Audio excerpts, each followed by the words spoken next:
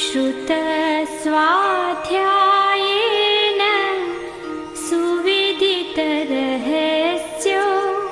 विभुवर प्रशस्त्या शास्त्राणां सुषमतरसम्पादनश्रुति महाप्रज्ञ पूज्यो जिनपति स्वरूपो गुरुवर।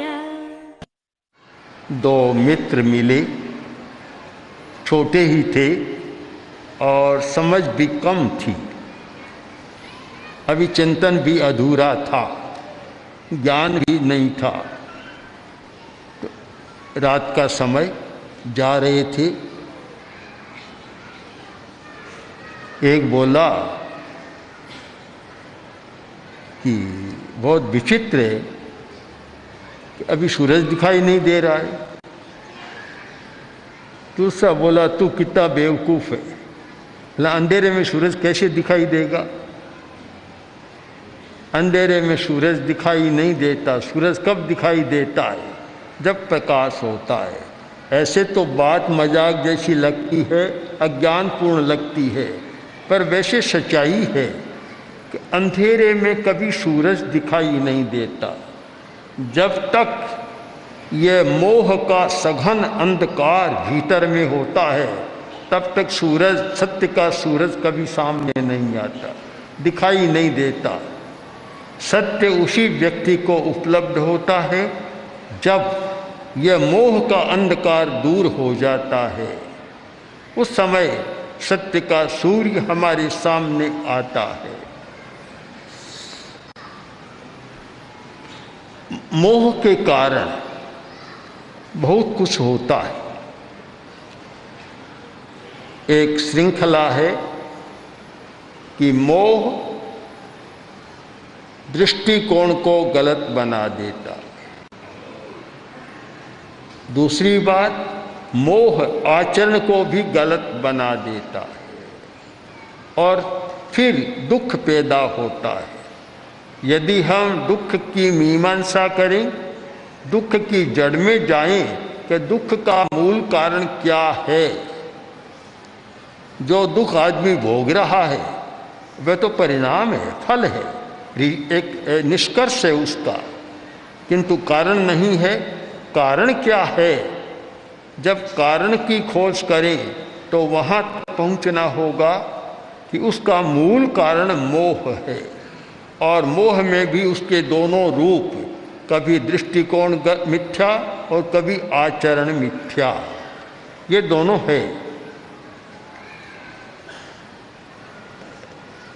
एक जब सामान्य प्रश्न पूछा गया कि दुख कहाँ से आता है,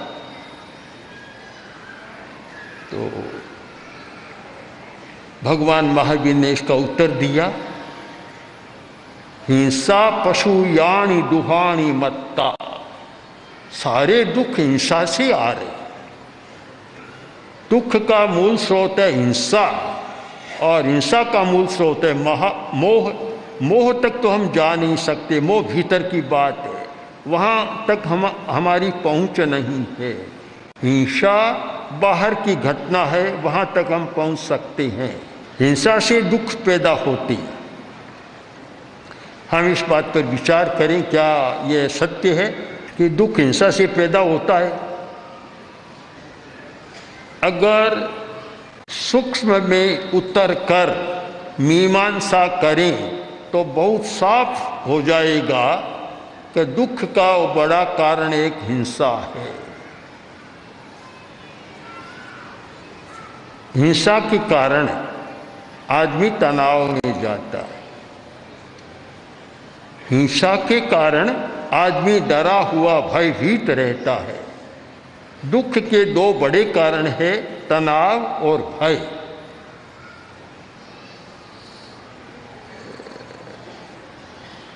दुख के कई प्रकार बतलाए गए कि शारीरिक दुख, मानसिक दुख, आगंतुक दुख, कई है।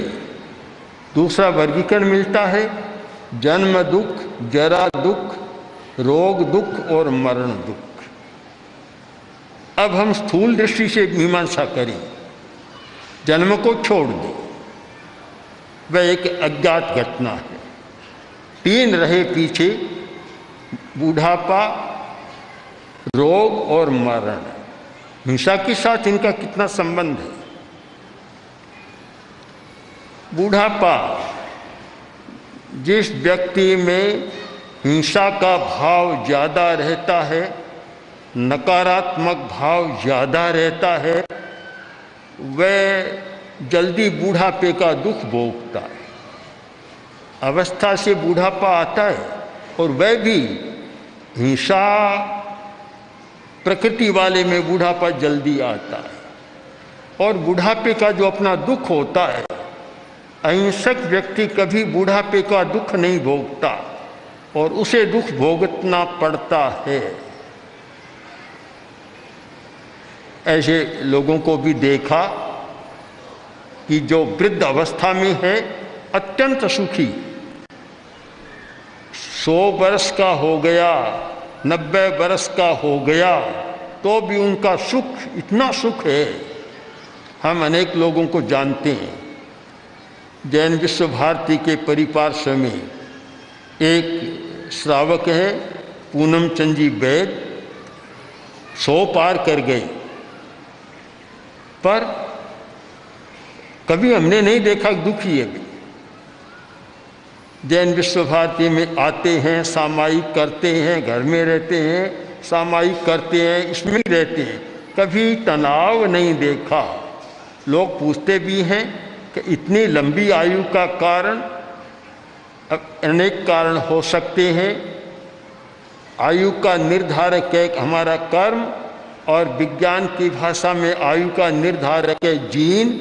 अब जेनेटिक विषय भी हो सकता है, कर्म का विषय भी हो सकता है कि आदमी इतना लंबा जीता है, पर वैज्ञानिक लोग खोज करते हैं ऊपर के कारणों की। तो ऊपर का एक बड़ा कारण है कि कभी तनाव नहीं देखा है। जो व्यक्ति कभी तनाव में नहीं जाता, वह बूढ़ा होकर भी सुख से जीता है। ऐसी प्रकृति होती है कुछ लोगों की, जिसका चित्रण संस्कृत साहित्य में किया गया, क्षणे रुष्टे क्षणे तुष्टे। एक क्षण में तो राजी हो जाता है और एक क्षण में नाराज हो जाता है।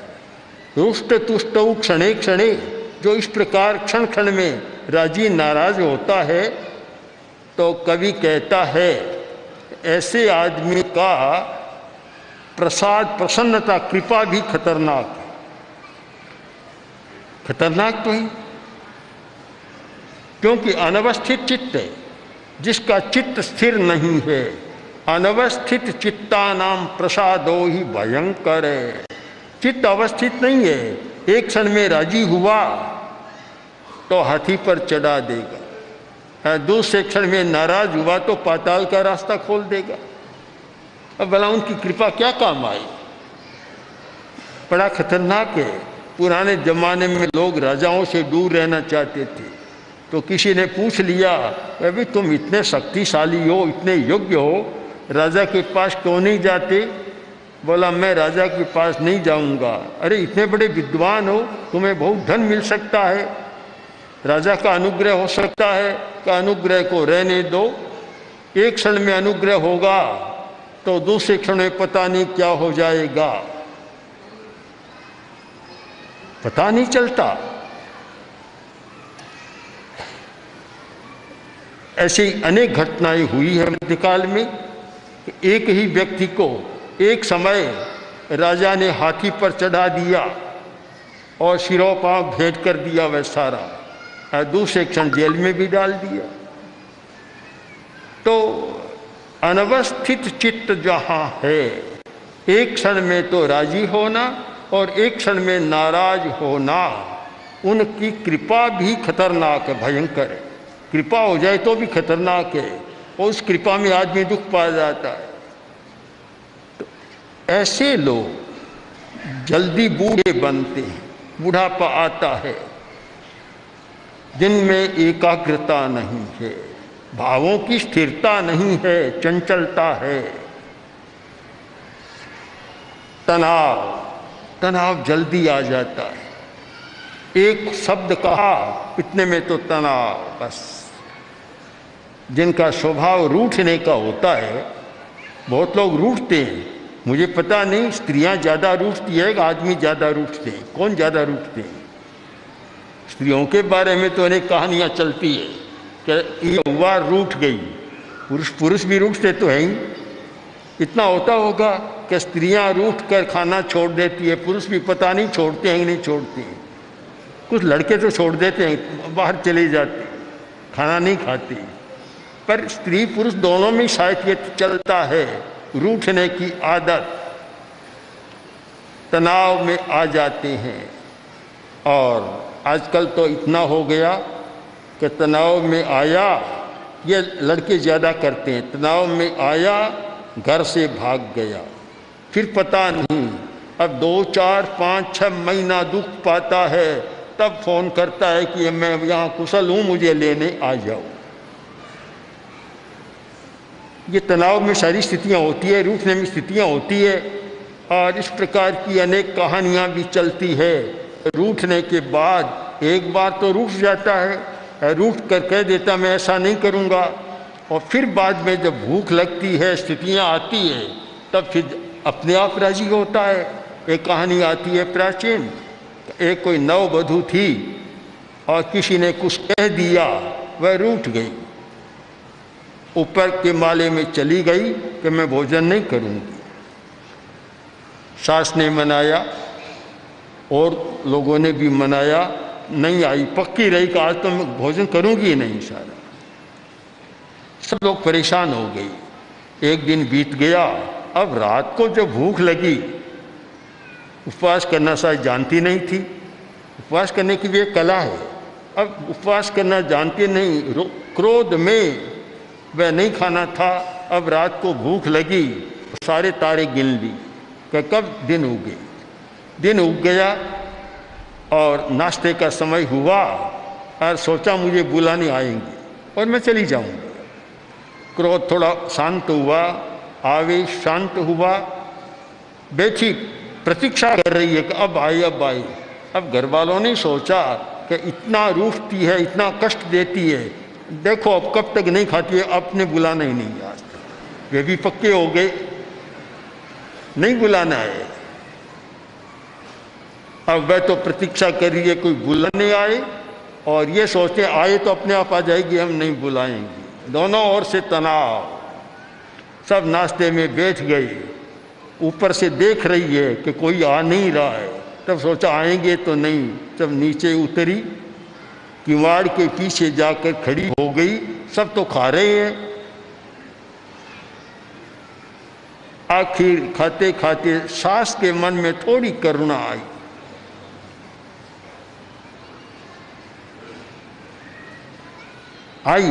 और कहा बेचारी भूखी है, अब तो जाओ, हम सब तो खा रहे हैं, और कोई जाओ, थोड़ा कह दो, आग्रह नहीं करना, कह दो कभी खाना हो तो आ जाओ।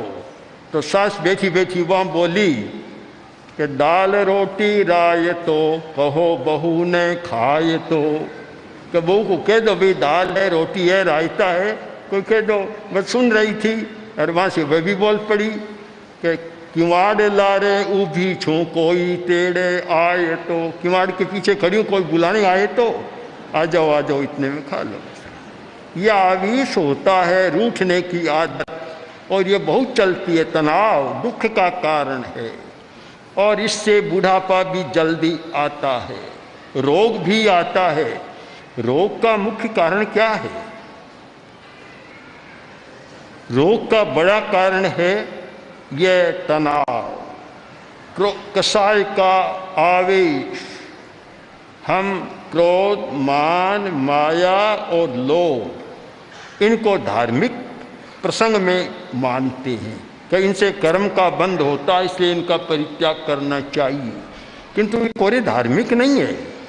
इनका त्याग करना एक सुखी जीवन का मंत्र भी है, रोग मुक्त रहने का भी मंत्र है। बहुत लोग बैठे हैं और आज के युवकों को विशेष ध्यान देना है कि छोटी छोटी अवस्था में युवकों के हृदय का रोग हो जाता है, हार्ट अटैक हो जाता है।